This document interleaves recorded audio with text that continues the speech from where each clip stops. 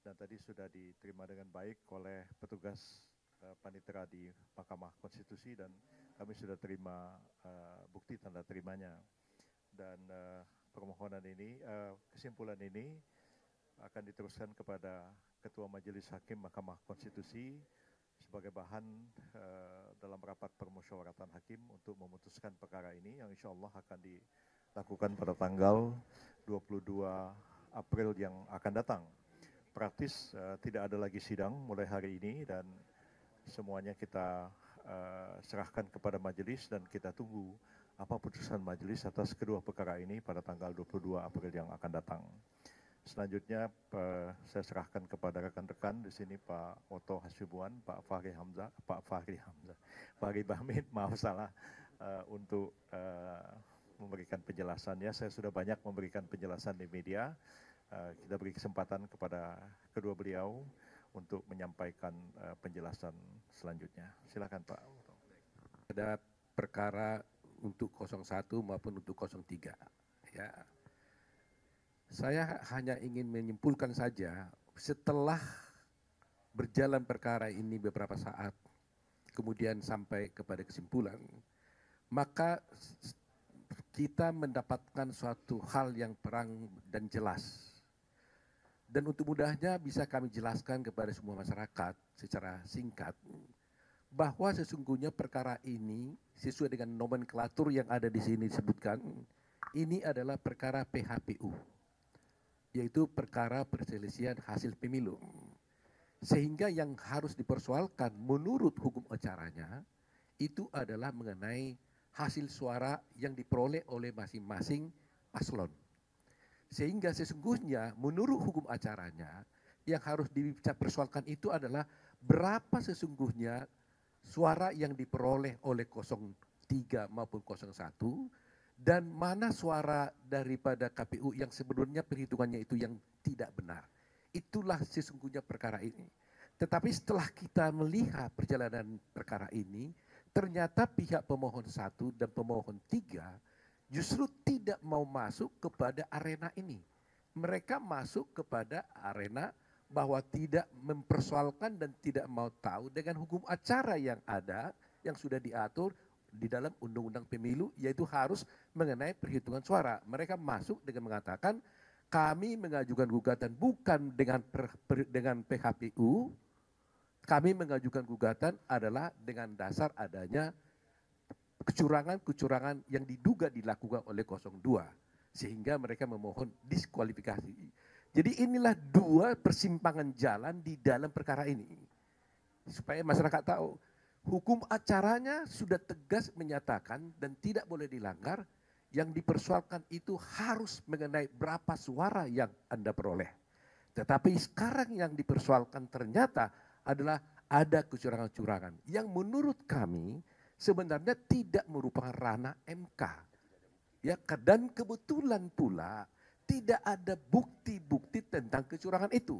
Khusus di kasus ini kami sampaikan di 01, ada 19 yang dituduhkan kepada 02 bahwa melakukan suatu kecurangan. Ternyata setelah kami lihat, satu persatu dari 19 ini di kesimpulan ini kami uraikan dengan jelas. Satu pun tidak terbukti adanya kecurangan tersebut. Ya kan? Jadi kita lihat tadi itu bahwa saya katakan tadi itu sebenarnya kalau kecurangan ini ranahnya ini ranah Bawaslu. Bawaslu yang harus memeriksa perkara kalau ada kecurangan. Walaupun demikian kami juga uji di persidangan ternyata kecurangan itu pun tidak terbukti.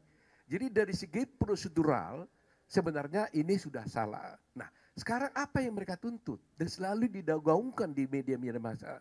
Mereka mengatakan haruslah Mahkamah Konstitusi berani mengambil suatu keputusan yang substantif. Seakan-akan keadilan yang progresif. Nah, tidak mungkin Mahkamah Konstitusi mengambil suatu keadilan substantif berdasarkan suatu hukum acara yang tidak ada. Kalau tidak ada hukum acaranya, tidak ada aturan mainnya, bolehlah kita mengambil suatu res finding, penemuan hukum. Tapi kalau sudah diatur, acaranya seperti ini, hukum acara seperti ini, aturan mainnya seperti ini nggak boleh ditabrak. Karena hukum acara itu adalah hukum yang menegakkan hukum material. Gitu loh. Tanpa adanya hukum acara, hukum materialnya tidak akan tegak. Coba bayangkan ada satu peristiwa pidana, tapi hukum acaranya dipakai berbeda-beda, ya akan kacau balau. Katakanlah umpamanya hukum acaranya banding 14 hari umpamanya. Lantas yang lain mengatakan enggak, saya boleh 7 hari. Yang lain bilang bisa hanya 2 hari. Kan kacau. Dan hal itu membuat tidak adanya kepastian hukum dan keadilan. Jadi inilah supaya masyarakat tahu bahwa ada dua pemikiran dan persimpangan jalan. Kami tetap berprinsip kepada hukum positif, hukum yang berlaku, yang sudah diatur dalam Undang-Undang Pemilu. Bahwa perkara yang harus diperiksa di dalam perkara ini haruslah mengenai perolehan jumlah suara yang diperoleh oleh masing-masing paslon. Bukan mengenai soal kecurangan-kecurangan. Itulah penjelasan kami ya. Mungkin Pak Horman bisa menambahkan. Sebelum di awal perkara ini, semua masanya yang hadir ini semua pengacara-pengacara top yang sudah puluhan tahun berperkara. Yang di sana Refri Harun nggak pernah bersidang. Pengacaranya berapa itu? 01. Mulia Lubis cuma konsultan. Anda bisa lihat ya betapa hancurnya pembelaan mereka. Inti pokok dari permohonan mereka adalah adanya kecurangan rakyat disogok dengan bansos. Kalau Sami jadi pengacaranya, pengacara perkara yang street lawyer yang sudah puluhan tahun, harusnya saya akan kumpulkan 5 masyarakat dari tiap kabupaten penerima bansos, terutama yang berpihak, bawa ke MK ratusan. Ini mereka tidak lakukan. Mereka terpengaruh sama filsafat kosong dari Rocky Gerung. Yang dibawa adalah filsuf Kristen, yaitu Romo, sama psikolog. Bagaimana suatu peristiwa perbuatan melawan hukum dibuktikan mau dicoba dibantah dengan psikolog sama etika sama Romo ahli gerejani. Jadi benar-benar pembelaan mereka itu seperti saya bilang di awal benar-benar pepesan kosong ya. Jadi jangan nangis kalau kalah. Udah itu aja. Rocky Gerung saya tantang kau berdebat hukum ya, bukan berdebat filsafat Kopingho ya. Thank you. Baik, dari Pak Prabowo Gibran telah konsen untuk merampungkan seluruh kesimpulan atau konklusi yang diamanatkan atau diperintahkan oleh Ketua Mahkamah Konstitusi atau Majelis Hakim Mahkamah Konstitusi dalam memeriksa perkara ini. Dan itu telah kami tunaikan, telah kami rampungkan, kami selesaikan semalam untuk melakukan finalisasi bersama Prof. Yusril dan Prof. Otto. Hari ini secara formal telah kami sampaikan, kami masukkan di bagian kepanitraan untuk diteruskan kepada majelis dalam rangka sebagai bahan pertimbangan sekaligus referensi untuk melakukan RPH dalam membuat putusan Mahkamah Konstitusi yang insya Allah nanti akan dibuat atau dibacakan pada tanggal 22 April 2024. Itu yang pertama. Yang kedua, dalam permohonan, dalam kesimpulan ini kami telah susun sedemikian rupa secara prinsip ya, kesimpulan yang dibuat itu tidak boleh keluar dari fakta-fakta persidangan yang terungkap selama persidangan berlangsung. Jadi tidak ada analisis baru, tidak ada fakta-fakta baru ataupun kita mencoba untuk melakukan satu katakanlah memasukkan secara manipulatif bukti-bukti yang sebenarnya atau pada hakikatnya tidak pernah diperiksa oleh Mahkamah Konstitusi. Tapi semua itu kami rangkum ya sebagai satu refleksi atas fakta-fakta yang terungkap dalam persidangan. Itulah kami masukkan dalam satu konstruksi konklusi atau kesimpulan yang telah dimasukkan hari ini. Di dalam seperti disampaikan oleh Prof. Yusril maupun Prof. Otto tadi, di dalam kesimpulan itu tidak terlepas dari apa-apa yang secara objektif kita analisis berdasarkan fakta-fakta hukum. Fakta-fakta itu sebenarnya kita konstatir bukan saja dari versi pihak terkait, misalnya alat bukti versi pihak terkait atau ahli dari versi pihak terkait, tetapi keseluruhan alat bukti yang terungkap dalam persidangan, peristiwa, keadaan, situasi yang terungkap dalam persidangan itu dipotret secara sistematik melalui kesimpulan yang kami buat. Saya mengambil contoh misalnya, dalam kesimpulan itu kita juga mengutip pendapat ahli yang diajukan oleh pemohon. Misalnya ada satu ahli yang diajukan oleh pemohon adalah psikologi masyarakat, di mana dalam keterangan ahlinya itu disampaikan tingkat penerimaan dan tingkat penerimaan dan keterpilihan Pak Prabowo itu sebenarnya didasarkan kepada 3 hal. Yang pertama 2 kali pernah menjadi calon presiden dan 1 kali menjadi calon wakil presiden. Sehingga dengan demikian pemahaman itu, keterpilihan itu dan preferensi politik itu menjadi merata di seluruh negara kesatuan Republik Indonesia. Itulah yang sebenarnya menjadi sandaran kenapa sampai masyarakat menentukan pilihan dan preferensi politik kepada Pak Prabowo. Yang kedua, misalnya tentang mengaktifasi seluruh fitur-fitur kekuasaan dengan penunjukan PJ-PJ kepala daerah sebagai satu cawe-cawe atau penyalahgunaan kekuasaan yang terkoordinasi yang dilakukan oleh Presiden Jokowi misalkan sebagai salah satu upaya untuk mendongkrak keterpilihan Pak Prabowo. Itu terbantahkan secara faktual dalam persidangan itu. Misalnya ada ahli yang kami ajukan mampu menjelaskan bahwa dari 24 kepala daerah yang ditunjuk atau melalui instrumen PJ itu, 23 diantaranya adalah PJ di Provinsi Aceh. Tetapi faktanya Pak Prabowo kalah di Provinsi Aceh. Itu menandakan bahwa fakta-fakta persidangan itu mampu kita mengkonstatir berangkat dari apa yang telah disampaikan dan diterangkan di depan persidangan, dan itu yang kami masukkan sebagai salah satu kesimpulan atau mengkonstatir peristiwa-peristiwa itu dalam kesimpulan kita. Jadi kesimpulan ini tidak boleh kita memasukkan banyak hal atau informasi baru, tetapi harus merangkum dari apa yang pernah terjadi dalam persidangan itu sendiri. Semua itu telah dianalisis secara baik dan benar, kemudian telah disampaikan dalam satu kesimpulan yang betul-betul sistematik, kurang lebih 70-80 lembar, sudah kami sampaikan. Yang di dalamnya itu adalah bagaimana mematahkan seluruh argumentasi, dalil, ataupun alibi yang dikemukakan oleh para pihak, ya pemohon 01 maupun 03, dan tentunya kita akan telah memasukkan seluruh fakta-fakta itu menjadi penguat atau menjadi penguat daripada argumentasi konstitusional kita, untuk bagaimana membantah seluruh dalil-dalil itu. Itu prinsip yang kedua. Yang ketiga, seperti disampaikan tadi, secara konteks ada 2 hal pokok. Yang pertama, dari aspek formil seperti diterangkan oleh Prof. Otto tadi, bahwa memang permohonan ini sesuatu yang tidak ada dalam template hukum acara Mahkamah Konstitusi, sama sekali tidak ada yang seperti itu modelnya.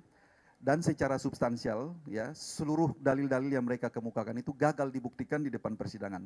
Kenapa kami katakan gagal? Karena memang tidak ada satupun yang mampu membangun satu konstruksi kausalitas atau irisan yang berkaitan dengan peristiwa yang didalilkan dengan apa yang dimohonkan. Itu sama sekali tidak kompatibel dengan apa-apa yang sudah terungkap dalam persidangan. Dengan demikian, permohonan ini atau kesimpulan ini kami tegas mengatakan misalnya dalam eksepsi agar menolak seluruh permohonan pemohon itu tidak dapat diterima, karena memang inkompetensi dari Mahkamah Konstitusi.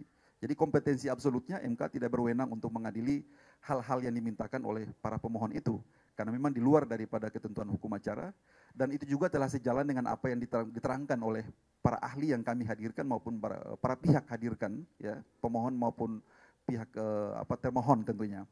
Dan yang ketiga, secara pokok perkara telah kami kemukakan juga, kalau sejalan dengan hukum acara maka kami minta untuk mahkamah menolak seluruh permohonan pemohon. Dan yang kedua adalah menetapkan atau mensahkan keputusan KPU 360 tentang pengesahan hasil Pilpres dan Pileg di seluruh Indonesia. Dan tentunya menetapkan permohonan perolehan suara yang benar menurut pihak terkait. Apa itu perolehan suara yang benar? Yaitu tadi apa yang ditetapkan oleh KPU, ya, Prabowo misalnya mendapatkan 96.000 juta sekian, kemudian secara berurutan sampai dengan pasangan 03 dan seterusnya. Nah, itulah sebenarnya prinsip-prinsip pokok dari kesimpulan ini yang telah kami ajukan, semoga saja ada manfaatnya. Dan yang terakhir, bahwa perkara ini harus ada akhirnya.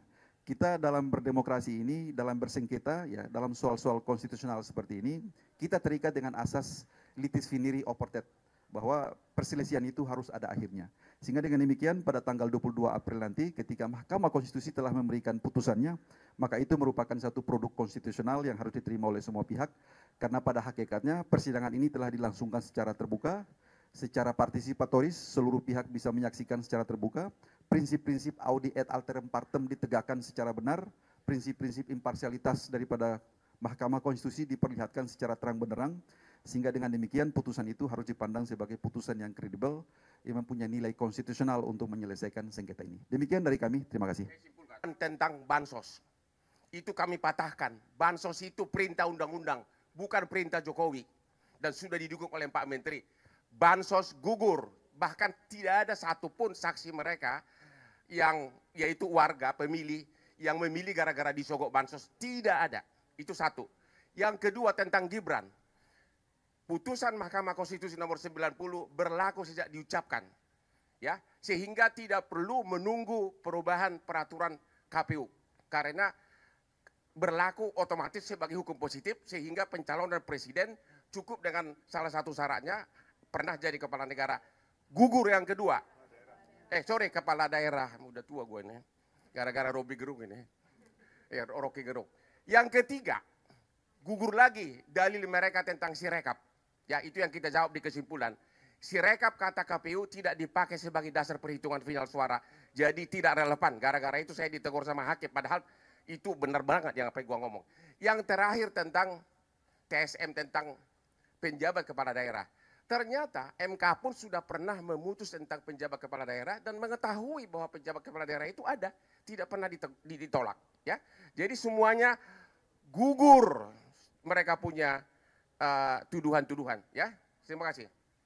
Ditambah Bang Yuri, tambah sendiri. Meyakini bahwa memang apa yang telah kami sampaikan, kami argumentasikan dan kami sajikan fakta-fakta di persidangan ini akan membuat hasil yang baik. Dan Prabowo dan Mas Gibran akan menjadi presiden dan wakil presiden 2024-2019.